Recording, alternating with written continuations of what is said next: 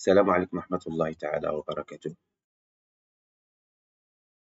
Mes amis, j'aimerais bien partager avec vous la manière avec laquelle vous pouvez soumettre votre dossier après réception de l'ETA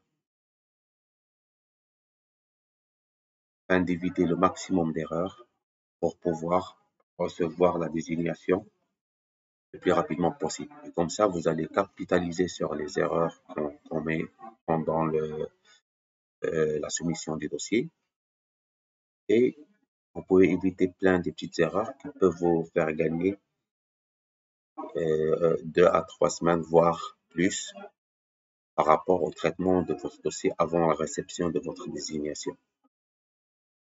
J'ai essayé de mettre ça sous forme de slide, comme ça va beaucoup vous aider. Alors, premièrement, une fois vous recevez l'ITA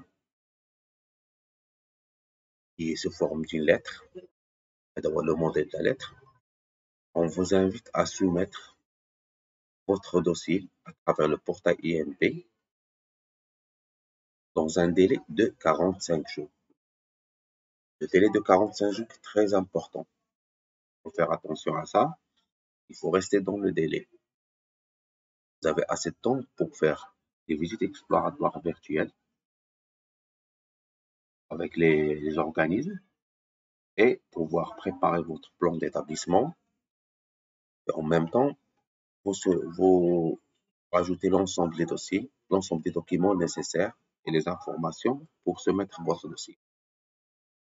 La seule étape qui est difficile ici, c'est la préparation du plan d'établissement, pour lequel il faut se concentrer, faire un plan et vraiment répondre aux questions demandées. N'essayez pas de rajouter chez Haja. Il faut répondre aux questions qui ont été demandées. Parce que c'est ça ce qu'on cherche avec le plan d'établissement. Que ce soit clair, avec des réponses simples, tout en intégrant l'ensemble des éléments dont vous avez besoin. Bismillah ala barakatillah, on passe au portail pour voir comment remplir le formulaire. Première interface, ça concerne le détail du candidat principal, dans lequel on va mettre le nom, le prénom, le pays de naissance, la date de naissance, le genre, votre langue, votre destination, au niveau du Nouveau-Brunswick. Là, vous choisissez la ville et Ajbatkum,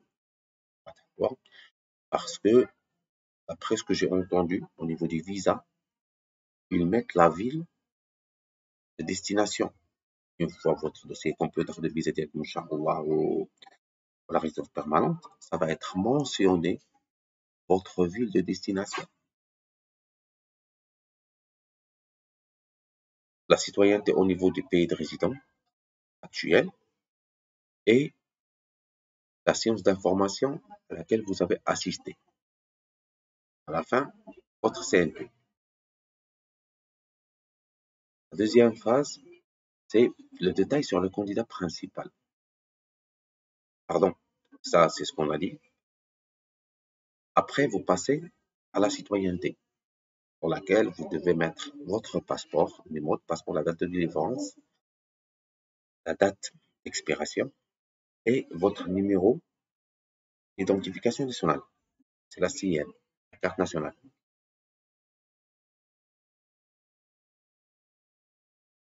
Après, vous allez mettre le nombre de votre famille, y compris vous, qui font objet de cette demande provinciale.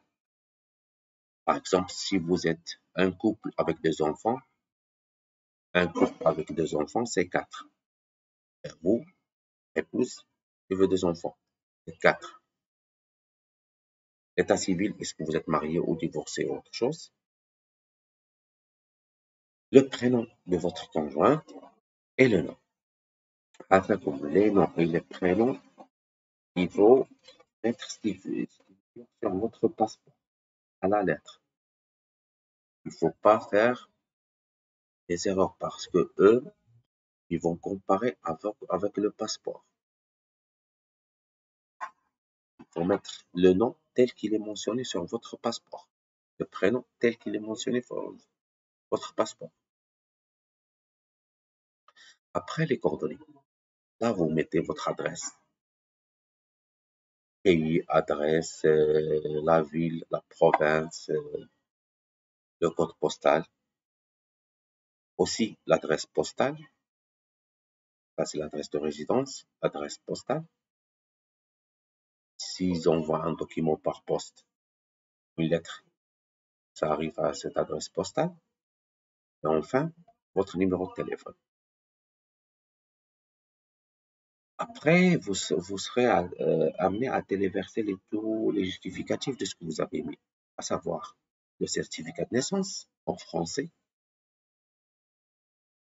l'acte de naissance en français, la photo, il faut que ça soit format canadien, sinon ils vont vous faire la remarque, mais même si vous mettez une photo qui respecte pas le format du Visa de Canada, ils vont l'accepter, mais ils vont vous informer qu'au niveau fédéral, ça ne sera pas accepté.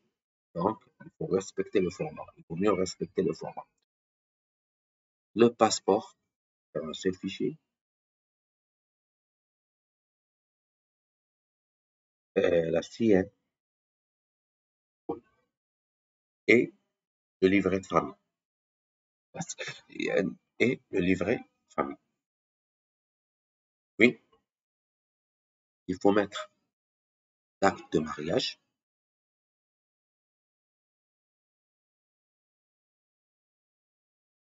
le registre de famille, plutôt la CN, le registre de famille, il faut le mettre ici. Le livret de famille, c'est ici. Il faut le mettre sur un seul fichier. Vous pouvez le regrouper par Internet si vous avez plusieurs pages. PDF, vous pouvez regrouper sur un seul fichier PDF. Il faut bien le classer tout simplement. La lettre d'invitation que vous avez reçue, ce qu'on a vu au début, et le plan d'établissement que vous avez préparé. Comme je vous ai dit, le plan d'établissement, il y a un nombre de questions, 4 questions si je me rappelle bien, mais on va le voir sur une autre vidéo. Il faut, il faut répondre et il faut donner tous les détails dont vous aurez besoin. Et là, il faut en profiter pendant les visites virtuelles pour avoir des réponses à ces questions avec les consultants que vous allez rencontrer pendant vos visites virtuelles.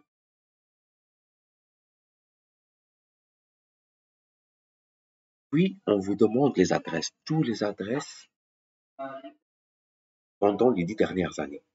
Ça veut dire toutes vos adresses pendant les 10 dernières années. Peut-être que vous êtes déplacé d'une ville à une autre ville, ou d'un pays à un autre pays. Il faut que ça soit mentionné avec l'adresse exacte. Période par période. Faites attention parce que cette information, il va être demandée au niveau fédéral. Et c'est l'objet de l'enquête qu'ils vont faire. Tout ce que vous mettez sur le dossier provincial, il sera comparé avec le dossier fédéral. S'il y a un écart, ça donne comme si vous avez fait une fausse déclaration. Donc faites attention à ce que vous mentionnez ici. Il faut que ça soit la même chose au niveau du dossier fédéral après. Inch'Allah. Alors là, vous mettez période par période les adresses que vous avez occupées. Si vous avez changé de ville, vous mettez le changement de ville. Si vous avez fait, vous étiez dans un autre pays pendant une période, il faut que ce soit mentionné. Après, c'est les tests.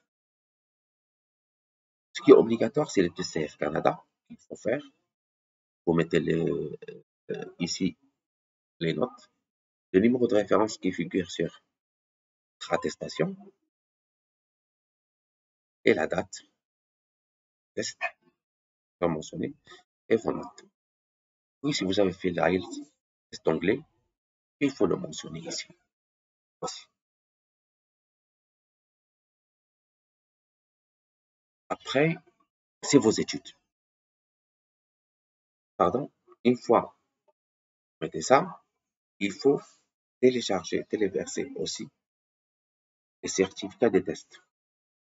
Vous savez, une fois vous passez le test, pour que ce soit téléversé ici.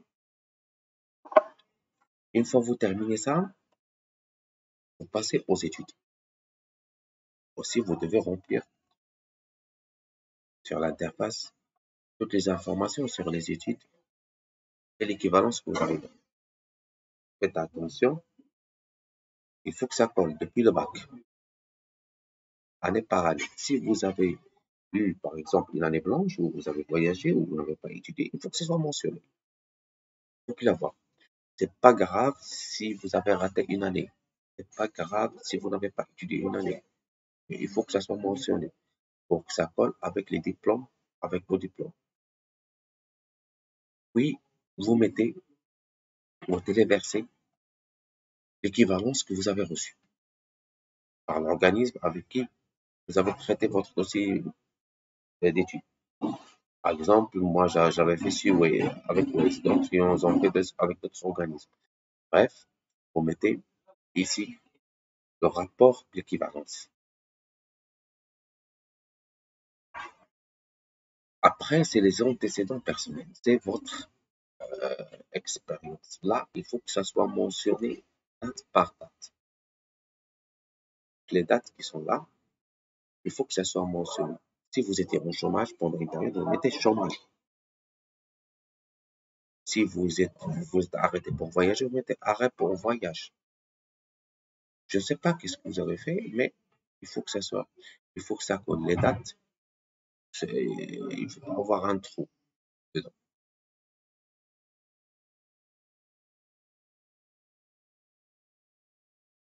Une fois que vous terminez avec les informations par rapport à vos expériences, minimum 10 ans, il faut téléverser tous les certificats de travail pour lesquels il mentionne les dates de départ, date fin de travail.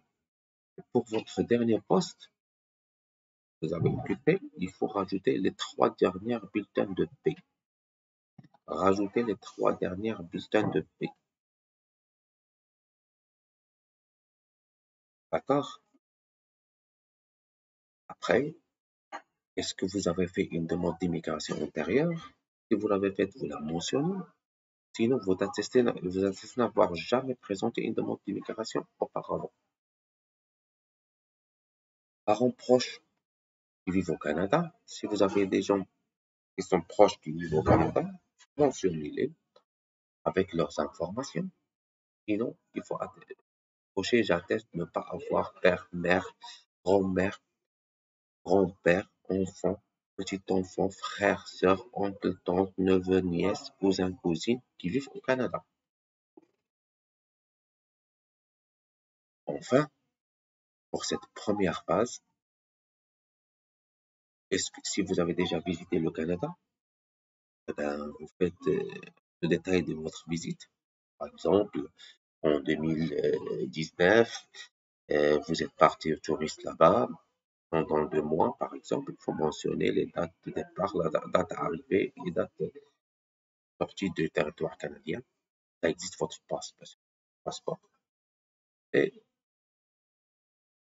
vous téléversez, s'il le faut, la copie sur le passeport. S'il est demandé, je me rappelle bien, je me rappelle pas si c'est demandé ou pas.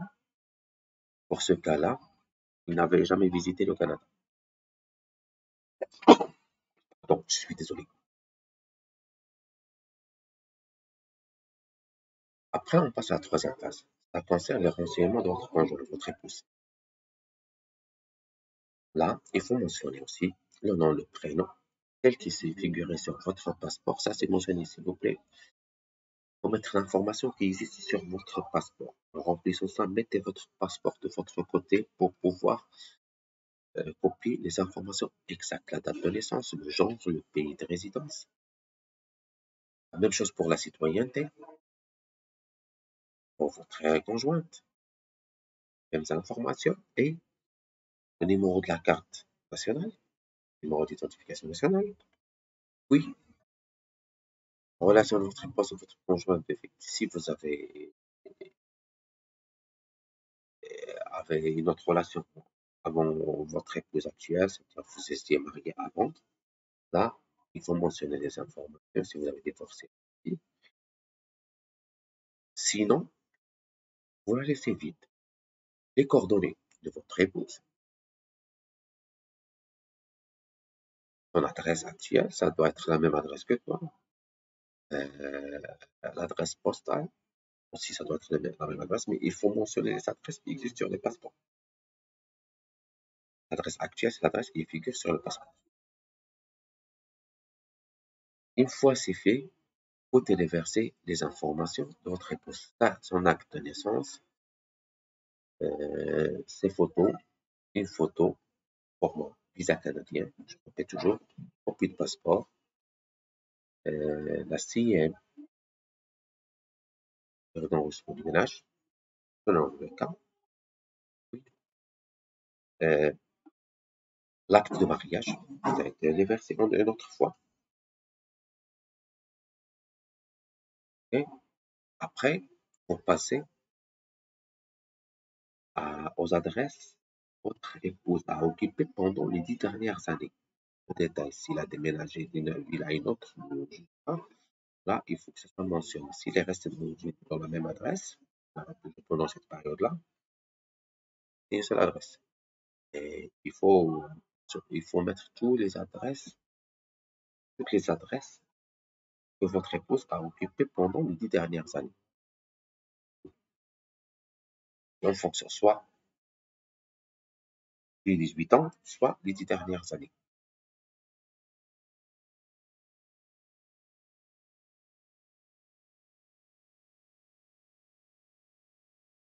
Euh, Aussi,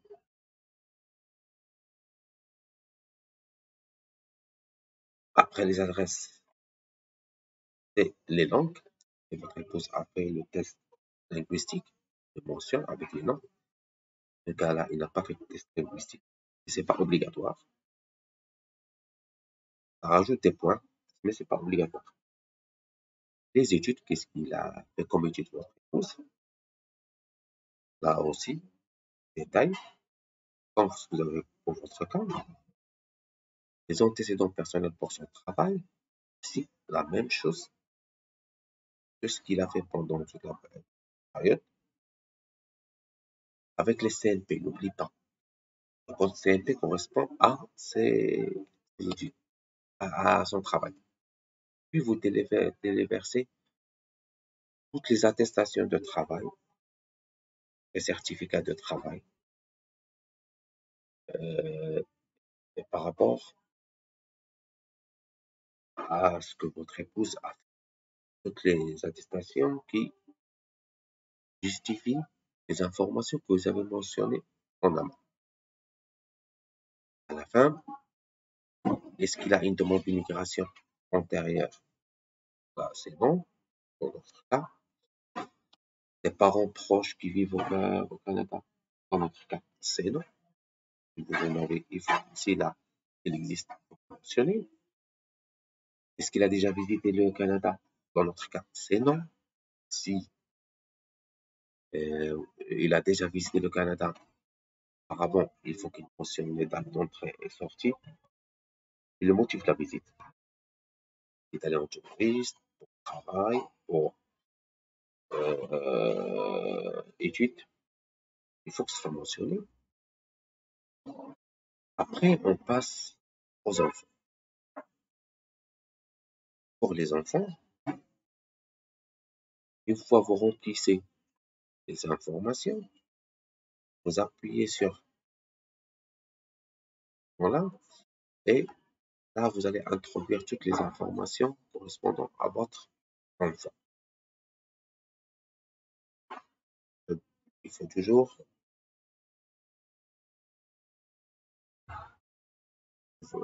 si vous n'avez pas d'enfant, il faut attester, je n'ai pas d'enfant en à charge. Là, les noms, le prénom, et les informations qui existent sur son passeport, et bien sûr son passeport, le lien avec le candidat principal dans ce cas-là, soit fils, soit fille, sachez qu'il accompagnera candidat principal Canada, très important, il ne faut pas l'oublier. La citoyenneté aussi, avec son numéro de passeport et la date de délivrance, date d'expiration. Veillez à ce que les passeports de vos enfants et votre conjoint soient valides.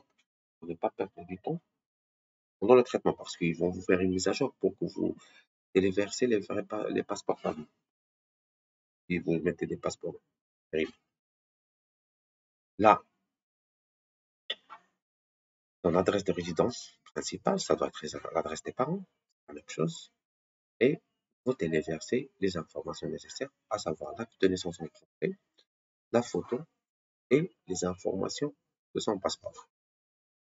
Il préfère que ce soit sur un seul fichier. Et vous le mettre sur un seul fichier regroupé. La même chose ici. Une fois que vous finissez avec les enfants, vous pouvez rajouter un deuxième enfant, un troisième enfant. Bref, une fois que vous terminez, passez à, là à montrer le fonds dont vous disposez. Vous mettez tout, les numéros de compte, les noms d'établissement, les dates d'ouverture de compte, la devise, c'est votre compte à date, le solde actuel, le taux de change et le solde. Au Canada, ça va apparaître. La même chose, tous les comptes, vos comptes et le compte de votre épouse, votre conjointe. Comme ça va aider parce que le fonds, il doit être pour la famille, pas uniquement pour vous. C'est pas obligatoirement d'avoir la somme dans votre compte à 100%. Pas dans votre compte, le compte de votre épouse. Si vous avez un compte conjoint, un compte double, un compte sur carnet, vous mettez tous les comptes. Et une fois que vous terminez, là, si vous avez des dépôts retraite ou épargne quelque part, vous mettez, désolé, lorsque vous mettez les comptes, les documents, ça veut dire les relevés bancaires des 6 derniers mois. Les 6 derniers mois. Comme les relevés bancaires des 6 derniers mois. Il faut les téléverser. Ils offrent un seul fichier. Vous les regrouper, vous les classer bien, mois par mois. Ça, c'est le compte, il est préférable. Le mois 1, votre compte contre votre épouse. Vous avez un compte sur carnet. Le mois 2 aussi, votre compte contre épouse, compte sur carnet. Le mois 3 jusqu'au 6e mois. Et vous les mettez dans un seul fichier PDF et vous le téléversez ici. Après, on disait, si vous avez une épargne retraite ou autre épargne, là où vous mettez de l'argent de côté, vous le mentionnez avec un certificat de la banque ou de l'organisme d'épargne. Vous dites, voilà votre solde. Aussi, si vous avez des actifs réels.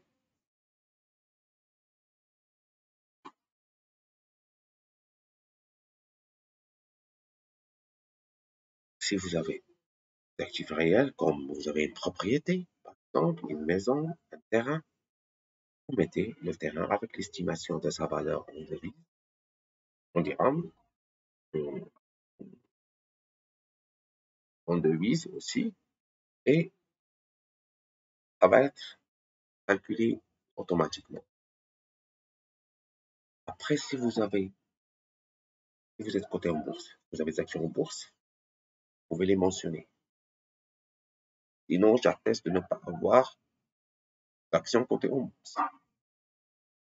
Si vous avez une pension, vous pouvez la mentionner. Sinon, j'atteste de ne pas avoir une pension. Si,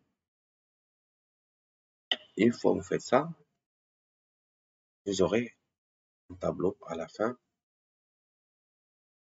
qui regroupe toutes les informations. Vous allez voir un tableau sur les informations que vous avez mises avec votre total de biens immobiliers, l'actif, etc., etc.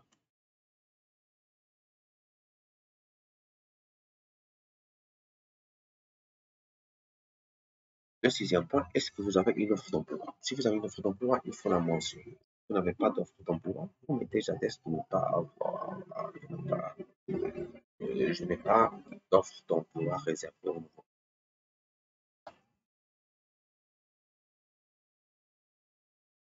Après, c'est le consentement et la déclaration.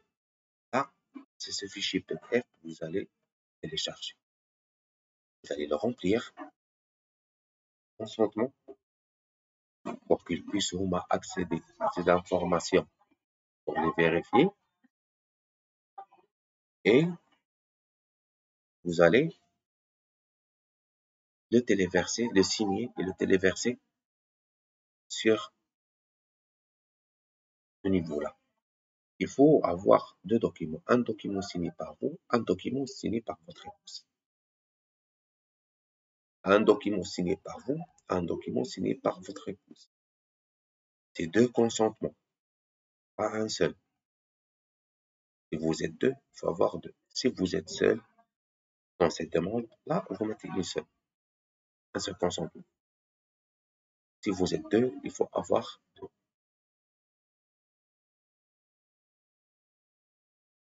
Lorsque vous passez, ça c'est le résumé de votre score.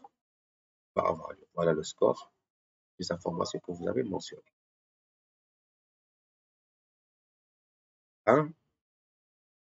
Vous procédez au paiement de la somme demandée en dollars. Vous recevez le reçu de la référence de paiement et votre dossier est soumis. Une fois le dossier est soumis, vous devez attendre une période de traitement. Si tout va bien, que vous êtes désigné, vous recevez votre désignation. La désignation, 6 lettres comme ça. Et c'est la base. C'est avec ça que vous pouvez soumettre votre dossier. C'est la phase la plus critique avant le fédéral. Si vous la finalisez à 100%, vous recevez Inch'Allah votre désignation. Et vous êtes sur ça. Une fois que vous la recevez, vous recevez une lettre pareille. Cette lettre est là. Une date de délivrance et une date d'expiration. Il faut que le dossier fédéral soit soumis le plus rapidement possible. Pour attendre la date d'expiration, envoyer. Même si c'est assez large, je pense que c'est 6 mois, entre les deux, voire 7 mois. Mais faites attention parce que vous risquez, si vous envoyez le dossier fédéral avec un manque de documents ou autre chose, vous serez amené à le refaire. Et vous le refaites. Si la date est déjà expirée, à ce moment-là, vous serez amené à demander un prolongement de la date. Et c'est un peu compliqué. Pour ne pas vous compliquer la vie, s'il vous plaît, une fois que vous recevez votre désignation, préparez rapidement. C'est très simple, préparez votre dossier fédéral et envoyez-le le plus rapidement possible pour éviter ce retard. Eh bien, je souhaite le bonheur pour tout le monde et je vous demande, s'il vous plaît, partagez avec le maximum, likez, partagez pour que la vidéo soit visible, likez au maximum la vidéo soit visible, partagez avec le maximum de personnes باش المنفعة تعم على الجميع. نتمنى هاد الشي ينفعكم مزيان. J'espère que ça va beaucoup vous aider. Et si vous avez des questions, n'hésitez pas à faire vos commentaires sur la page Facebook. Alors, merci beaucoup. Et la prochaine vidéo, Inch'Allah, ça sera comment soumettre un dossier fédéral. Merci beaucoup.